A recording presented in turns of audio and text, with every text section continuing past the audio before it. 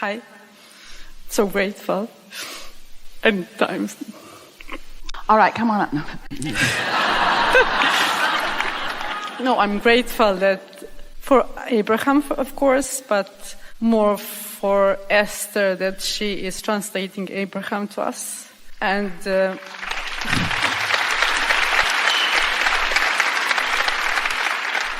Esther appreciates that, but she also wants you to know that you don't need her for this.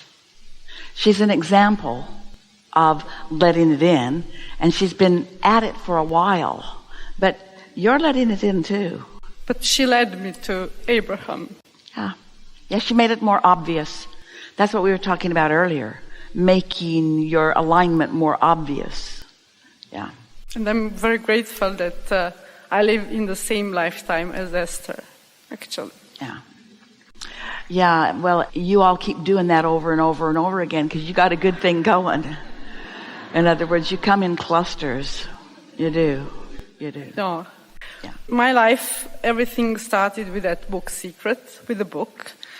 And then I saw the movie later on with my boyfriend, now my husband. And obviously, I saw the old version of the movie with Esther in.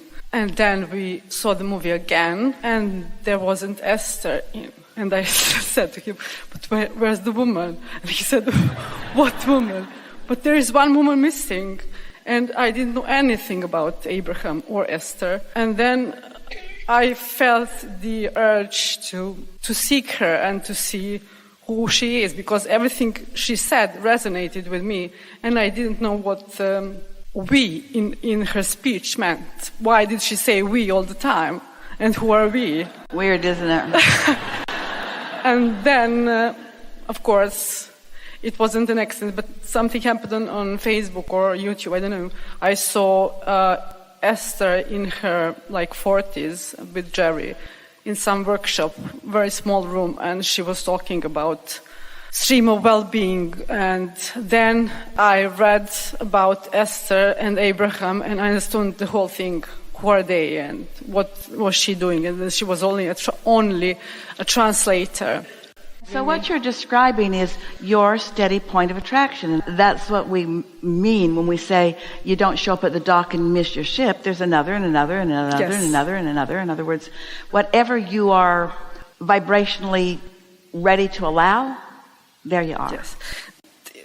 Of course, that came only more and more of those things. And I think that I understand all the philosophy and the point and what Abraham says about life. Those are as good a words as any. This is how it goes. This is how it goes.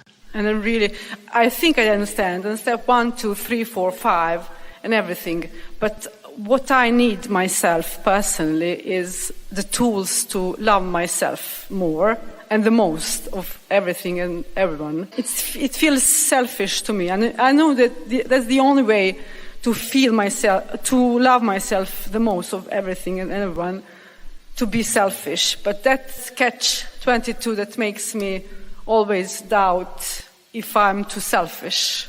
And that's prevented me. Well, there's a pretty easy way to understand this. This is going to explain to you the flaw in your reasoning. Anyone who feels guilty about loving themselves or who feels that you should be serving others, here's the flaw in your reasoning. When you're tending to your point of attraction, you are in concert with your inner being. And that is the biggest win for you. But it's not only a win for you, it's a win for anyone in your gaze, anyone in your thoughts, anyone in your focus. When you are in alignment with who you are and you are holding anything as your object of attention, you are part of that flow, you are part of that soothing, you are part of that solution. Now, that was a little bit of a sales job to get you to be willing to love yourself more. But there's a simpler way to do it. When you're not in sync with source, let's just call source energy love. And we want to explain. Frequency of no resistance. What is love? Love is the way your solar plexus feel when the chemicals in your body have been orchestrated from broader perspective, because in your alignment, source energy is sending the impulse and your body is responding. Love is the relationship between you and your inner being, and the feeling of love is you and your inner being in total agreement. That's what love is. You and your inner being in total agreement. You and your inner being in total agreement. So if you are not loving yourself, you've practiced being out of agreement with your inner being. And the way that people focus themselves out of agreement with their inner being is that they're choosing to be in agreement with others.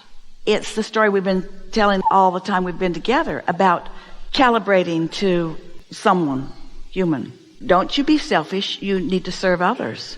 You need to serve others. Well, the way you serve others is by hooking up to what you're serving. If you're not selfish enough to tune into all that you are, you don't have anything to give. And so it really is win-win. You have to hook up to it in order to give it. And so the greatest service to others is to serve yourself by connecting to the energy that creates worlds and its understanding and knowing and appreciation of you. And without that, hardly anything in comparison happens. That was a good sales job. The problem is that I understand everything of that, and I always remind myself of that. So how do you think you've calibrated otherwise? We're not going to spend a lot of time on this, but what is the practiced thought? As you continue to say, I don't love myself. It's not that I don't love myself. I don't love myself enough for it to be Well, it doesn't matter the biggest love. the degree of it. Why in the world would you not love yourself when your inner being loves you so much? I know that. Well, you know what the ironic reason is? Oh, this is so good. Your inner being has such clear understanding of who you are, an absence of any resistance in that understanding. And when you don't match that, you feel terrible, and you relate it to the subject of loving yourself. Isn't that interesting? What word would you use that's on the other end of the stick from love? You said, I don't love myself enough. So what is the emotion that you want to assign to that? I don't love myself enough. What's on the other end of that? Love, Maybe loathe. I doubt. Not loathe. I don't love myself. Maybe I doubt myself, or I worry too much about other people. I think that comes in the way of loving myself first and foremost. I worry that I don't help enough, or I worry that I might hurt somebody. So my focus changes all the time. We have something very important for you to hear. You are not the law of attraction, and you are not the creator of their reality. And what happens to them is because they're matching up with something. And so you've got to give yourself a break and let all of them off the hook too. You're not doing that. So many people in your world, and it's true of all of you, in their lack of self-love, they've been looking for it somewhere, and they've been misunderstanding what it is, so they're trying to get it from you. And what makes them believe that you love them is that you serve them, that you think about them first, that you are considerate of them always, that you put yourself out, that the more pain that you experience, the more you love them. One day, many, many years ago, Esther gave someone in her family, a youngster, $50. And this little girl had never had $50 all at once. And she went to her mother and she said, oh, I feel so guilty. Esther gave me $50. And her mother explained, oh, that's like $1 to Esther. Well, wrong message. We want to say to you, first of all, stop saying this. Stop saying that you don't love yourself. Stop saying that you don't love yourself enough. That's not helping. That's just keeping it going. But it feels like, well, I need to say where I am in order to explain so that I can find a solution. Let's think about everything like this. The focus on what I don't have is not going to get me what I want. The law of attraction doesn't work that way. And we know you know that. That's what you keep trying to explain. You know all of this stuff. So I just need some.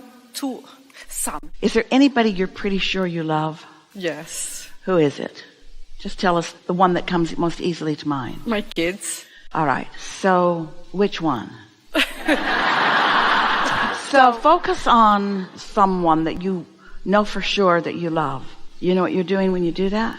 Self-love. Because you are choosing an object of attention that's matching you up with your inner being. That's self-love. when you feel doubt, not self-love.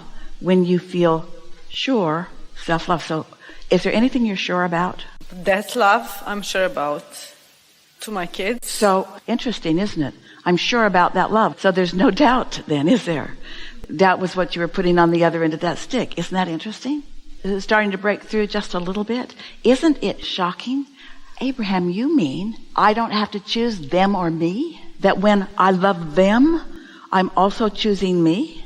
That any time that I'm wise enough and deliberate enough to focus upon something that feels good, and I stay there long enough until I feel that crescendo, that escalation in that feeling, until I've connected with love, that now I am love. Self-love is being love. And it doesn't matter what the object of your attention is. Self-love is being love. Being who you really are. Jerry wanted to put on all the spines of all the books in all the bookstores, self-help from your total self. Because he wanted to emphasize that that alignment is where all the help comes from. Is that helpful at all? Yes. That's big, isn't it? When you are loving anything, you're practicing self-love. I actually felt it with my kids. I was completely without resistance. And I guess I was more in sync with my inner So now being. we're going to give you another tool. Because we know you're there. We know you got that. You felt that shift. Your point of attraction shifted. Here's the next tool in our bag of tricks. Self-love is focusing on something that evokes that feeling of love. Just stay there for a little bit. Let different things come to mind. You can make a list, or you can choose one thing. Because in a focused moment, with no distraction, there is an automatic escalation so that you can feel it more and feel it more. So when you feel like you're in love with someone, actually, they're not the reason for your love that you think.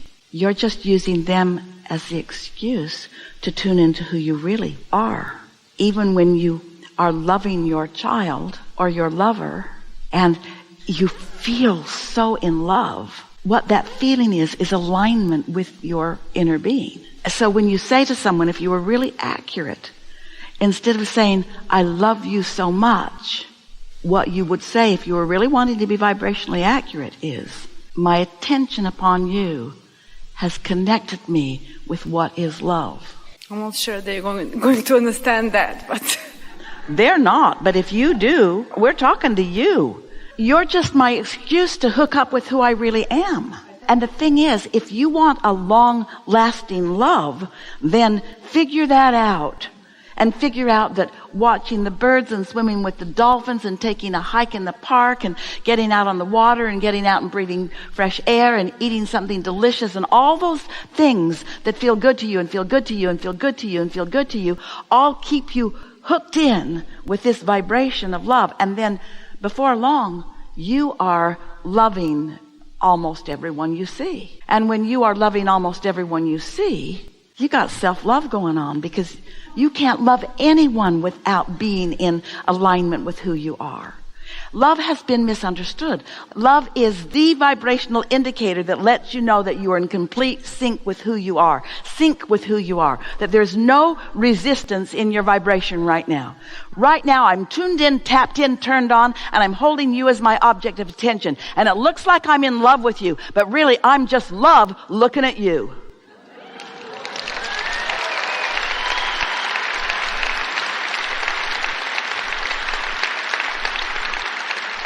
So it's not possible to give yourself away, because you did that before you could do that. And what's interesting with humans, we love you so much, but you think that that person came first and caused the love. But the love is alignment.